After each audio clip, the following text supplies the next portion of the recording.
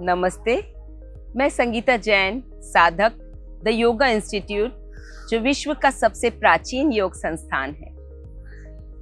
कब्ज के लिए, कॉन्स्टिपेशन के लिए योग में बहुत अच्छे आसन बताए गए हैं जो हमारे पाचन तंत्र को सक्रिय बनाते हैं, हमारे आंतों के काम को एक्टिवेट कर देते हैं। भोजन के बाद इस तरह वज्रासन में बैठने की तो आदत ही डाल लीजिए। अगर 15 मिनट इस तरह रोज बैठने लगेंगे तो पाचन यूं ही बहुत अच्छा रहेगा।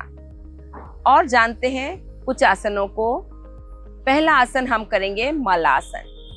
पैरों में कंफर्टेबल दूरी रखें, टोस को 45 डिग्री पर रखें, दोनों हाथों को साइड में रखते हुए धीरे धीरे स्क्वाट करते हुए आराम से बैठ जाएं। ये मलासन की पोजीशन, हाथों को नमस्कार में रखें। वर्षों से हमारे देश में इसी तरह से मल त्याग की स्थिति रही है। जब इस तरह का हम आसन करते हैं तो पेट पर एक अच्छा दबाव पड़ता है, हमारा पाचन तंत्र सक्रिय होता है, पेल्विक एरिया एक्टिवेट होता है। कुछ देर इस तरह बैठने की नियमित आदत डाल लीजिए। दूसरा आसन हम करेंगे अर्ध मत्स्येंद्र आसन।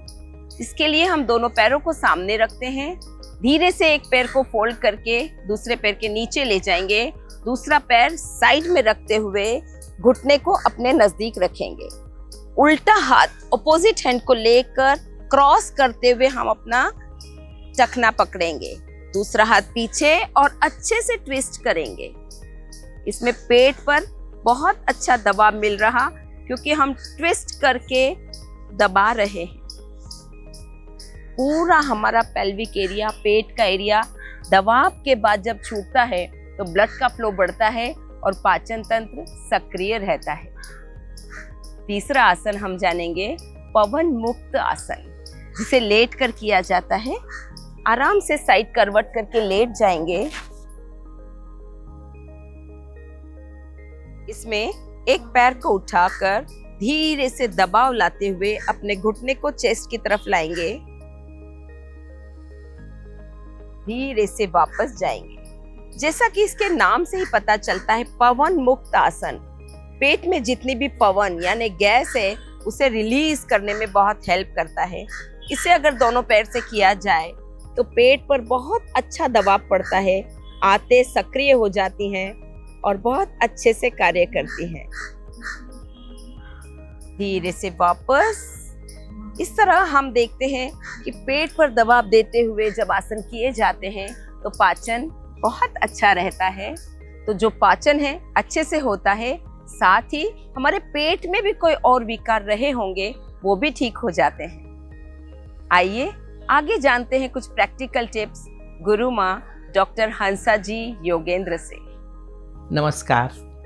कॉन्स्टिपेशन कभी भी होना ही नहीं चाहिए और बिल्कुल ध्यान दें कि हम क्या खाते हैं, कितना खाते हैं, कैसे खाते हैं। समय पर खाना, घर का खाना खाना और घर में बना हुआ सात्विक भोजन बहुत फ़ायदा करेगा। कॉन्स्टिपेशन को हटाने के लिए सवेरे गर्म पानी पीना बहुत ज़रूरी है। रात को सोने के पहले अगर कभी कभार इसबगोल ले लिया हो गर्म दूध में, बहुत फ़ायदा करेगा। कॉन्स्टिपेशन के लिए फाइबर की चीज़ें खाएं तो सब्जियां ज़्यादा खानी चाहिए, फल ज़्यादा खाने चाहिए क्योंकि उसमें फाइबर्स, तो ये ध्यान दिया जाए।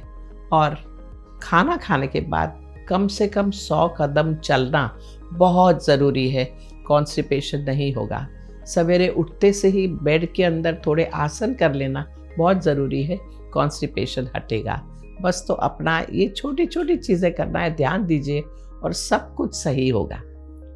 नमस्कार।